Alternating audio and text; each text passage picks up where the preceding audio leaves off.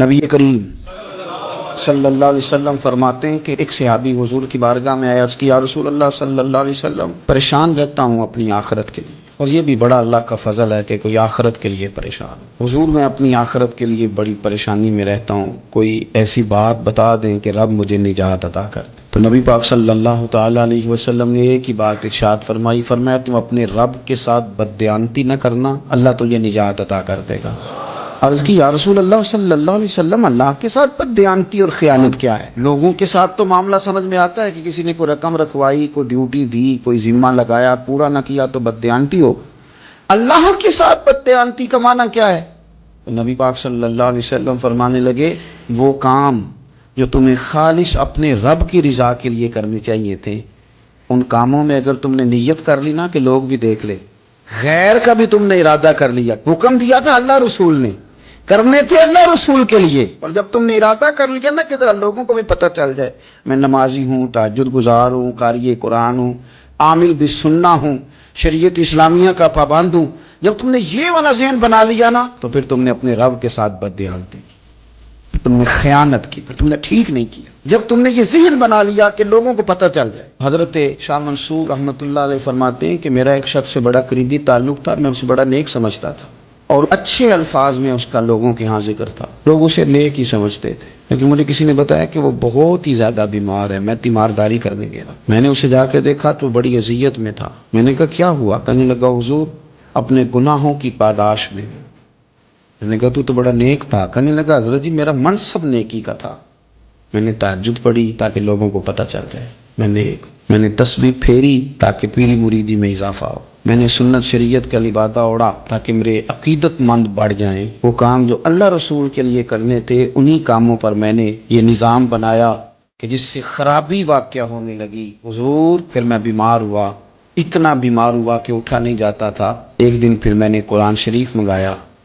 اور منگا کر کے اپنے صحن میں بیٹھ کر قرآن بلند کر کے کہا اللہ مجھے اس کے صدقے شفا دے دے،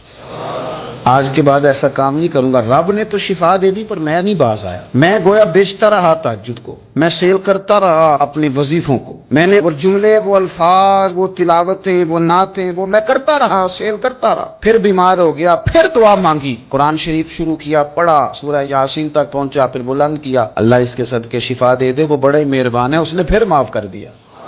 لیکن حضور اس کی بار یہ ہوا ہے کہ میں نے کئی دفعے معافی مانگی، کئی دفعے توڑی، اب میں نے پھر وہی کام کیے لوگوں کو دکھانے کے لیے، لوگوں کو راضی کرنے۔ ہمارے پلے کچھ بھی نہیں بچتا، جو کچھ ہے وہ دوسروں کو دے ڈالا۔ اس لیے نبی پاک علیہ السلام فرماتے ہیں قیامت کے دن اللہ تعالیٰ کچھ لوگوں سے فرمائے گا جن کو دکھانے کے لیے نمازیں پڑھتے تھے، جاؤ ان سے جا کے اجر مانگو۔ جن کو دکھانے کے لیے تم نے صدقات کیے ان سے کہو تمہیں اجر دیں۔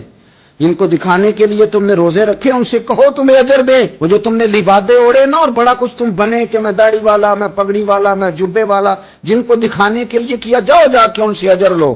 میں تو تمہیں اس چیز کا اجر دوں گا جو تم نے خالص میرے لیے کیا۔ تو وہ شخص کہنے لگا حضور اب میری یہ کیفیت ہے کہ اس دفعہ میں قرآن منگاتا ہوں، پڑھنے کی کوشش کرتا ہوں پر میری زبان پہ جاری نہیں ہوتا،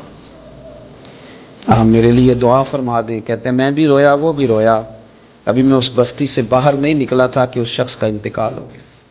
وہ چلا گیا۔ آج تک پریشان ہوں کہ مالک بندہ نوازی فرما،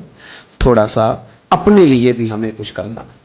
ہمیں غور کرنا ہے کہ یہ کام کرتے وقت میرا ارادہ کیا ہے، اس کام سے میرا مقصود کیا ہے، اور جس ارادے سے میں کر رہا ہوں پھر اس کا نتیجہ کیا ہے۔ اگر اسی طرح الجھ گئے، میں کہتا ہوں کہ ہم نے دعوتیں ولیمے بھی کھائے اور ہم منگنی میں بھی گئے اور ہم بارات میں بھی گئے اور ہم جناب سیاسی میٹنگ میں بھی گئے، کس لیے کہ دنیا داری ٹھیک رہے، کہ سارے کام دنیا کے لیے کر لیے تھے تو اب نمازیں تو نانا دنیا داری کے لیے کر، یہ سارا کچھ ہو گیا تھا نا دنیا داری کے لیے، تو اب داڑھی حج زکوٰۃ کا معاملہ تو دنیا داری کے لیے نہ کریں۔ اب اس پر تو نہ دھبا ڈالیں، اس پر تو نہ وہی لیبل لگا لیں کہ یہ اوپر بڑا اچھا خوبصورت پیکٹ اور اندر سے نکلے کوئی شے نہ، خرابی ہو جائے اور صبح قیامت جب راز کھلے تو پھر ہم سے چھپنے کو جگہ ہی نہ مل سکے۔ نبی کریم صلی اللہ تعالی علیہ وسلم نے ہماری تربیت فرمائی، حضور فرمانے لگے مخلص ہو کے عمل کرنا، اگر تھوڑا بھی ہوا تو تمہیں کفایت کر جائے گا، تمہارے لیے کافی ہو جائے گا، تھوڑا بھی ہوا، شرط یہ کہ وہ خالص